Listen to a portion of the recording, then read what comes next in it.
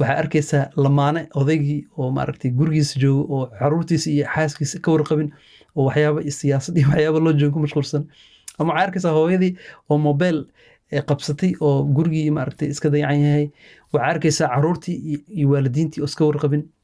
Waxaa arkaysaa asxaab wada kulmay oo haddana maaragtay wada fadhiyin mid kastana asxaabka loola sii sheekaysana ayakii isku dhowaa ma isku jeedaan oo waxay la hadlayaan ama ay ku mashquulsan yihiin dad aan markaas la joogin. Maalin wacan oo wanaagsan dhammaantiin meel kasta joogtaan kusoo dhawaada videogeena maanta oo aan uga hadli doono 3 dariiqadood oo aan dib ugu soo ceshan karno xaadirtinimadeena oo aan xaadir ku noqono xaaladda aan joogno markaas iyo goobta aan joogno. Waxaa wada ogsoonahay horumarka teknolojiyadda ay sameysay in ay nagu yeelatay saameyn aan la soo koobi karin. Saameyntaas oo loo kala qaadi karo 2 qaybood. Qaybta koowaad ah positive oo maaragtay in la soo saaro daawooyin casri, diyaarada casri ah, gaawaare iyo maaragtay tareeno iyo waxyaabo badan oo casri ah. Sidoo kale hadda maanta kaamirada isticmaalaya, mikrofoonka maaragtay nalka isticmaalaya waxay ii sahashay in aan maaragtay informationka nila wadaago.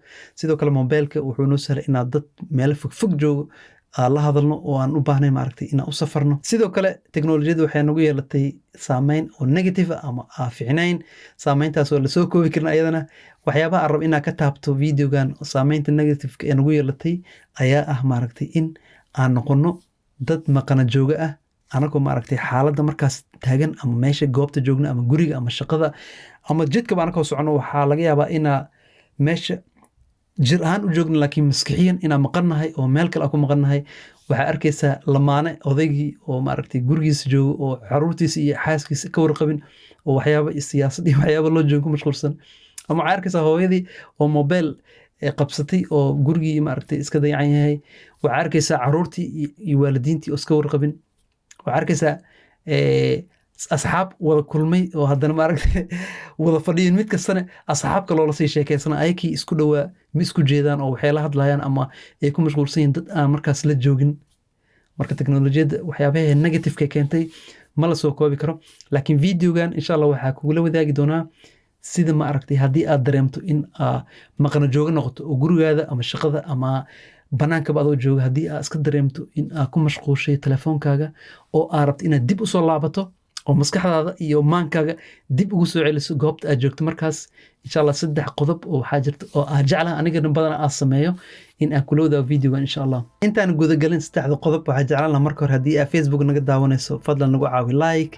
Sidoo kale haddii aad YouTube ka daawanayso ha iloowin markasta inaad subscribe saarto oo asxaabta la wadaagto si ay kan ugu faa'iidaystaan insha Allah. Ka hor intaan bilaabin ama guda galin 3 qodob oo aan maaragtay dib ugu kasban karno xaadirtinimadeena waxaa ka bilaabaysaa in aad telefoonkaaga damiso ama isku laabto oo aad meel iska dhigto. Kabacdi waxaa ku xigo qodobka koowaad oo ah in aad fiiriso oo aad isticmaasho indhahaada. maxaa ujeedaa agagaarkaaga iyo hareerahaada maxaa kaaga muuqda. Hadda ani hagaarkayga hareerayga waxaa iga muuqda computer, nal, microphone, camera, biyo. ma u baahan inaad sheegtid indhaha un ka fiiri 10 second qabso indhaha ka fiiri oo keliya. marka 10 second ay ku dhamaato waxaa u gudubtaa qodobka labaad ama tilaabada labaad oo ah in aad maaragtay indhaha isku xirto 10 second oo keliya.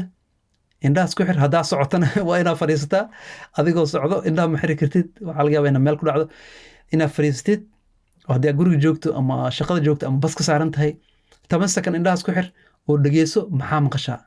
haddii aad guriga joogto waxaa laga yaabaa inaad maqashid. ana hadda waxaa maqlaa marwaxadda, waxaa maqlaa TV-ga, dad hadlaya, caruur hadday kuu joogaan waxaa laga yaabaa inaad caruur maqashid. waxaa laga yaabaa inaad gawaarida ama waxyaabo kala duwan maqashid. Talaabada 3aad oo xigta waxay noqonaysaa marka in aad isku daydo in aad dareemto waxa kuu dhow oo dhan sida korkaaga haddaa rabto taabo, surwaalkaa wadato, kabahaada, saacadaada, miis hadduu kuu dhow yahay ama waxyaabo kale. caruurta hadday kuu dhow yihiin madax ka salaax. waa qodob muhiima. isku day waxaad dareemaysid maxaa dareemaysaa markaas 10 second kabacdi waxaa kuu suurtagalaya marka in aragtidaadii, maqalkaaga iyo dareemkaaga inuu xaadir kusoo noqdo markaas meesha aad joogto oo markaas aad noqoto qof present oo joogo oo maaragtay aan ku maqnayn meel kale. physical iyo maaragtay jir ahaan iyo maan ahaan markaas qof kusoo laabta ayaa noqonaysaa. okay kabacdi waxaa samaynaysaa waa qodob dheeraad haddii aad rabto inaad ilaah ku shukriso, ilaahaygii ku siiya caafimaadka, ilaahay ku siiya aragtida, maqalka iyo dareenka. waxaa jira dad badan oo maaragtay maanta aan helin fursadaas ay wax ku arkaan, oo ay wax ku maqlaan, oo ay wax ku dareemaan. marka ilaah ku shukri, waa inaan ilaah ku shukrinaa. alxamdulilah, ilaahayga aragtidana siiya. carabi ku duceyso ama soomaali waa isku mid. saddexdan tilaabo oo aan maanta kula wadaagay waa kuwo aan aniga isticmaalo markaa rabo in aad dib usoo laabto, weyn ay caawiyeen. waxaa rajaynaya in adigan insha allah ku caawin doonaan. haddii aad wax ka fahamtay ama aad wax ka dareemtay, fadlan nala soo wadaag, commentiga hoos inoogu soo qor. waxaana jeclaan in asxaabta la wadaagto kanaalkan. haddii aad subscribe weli saarin, fadlan nagu caawi. waana mahadsantihiin. waa anigoo ah walaalkiin cali maxamed ismaaciil baashi oo idin leh waa inoo mar kale insha allah.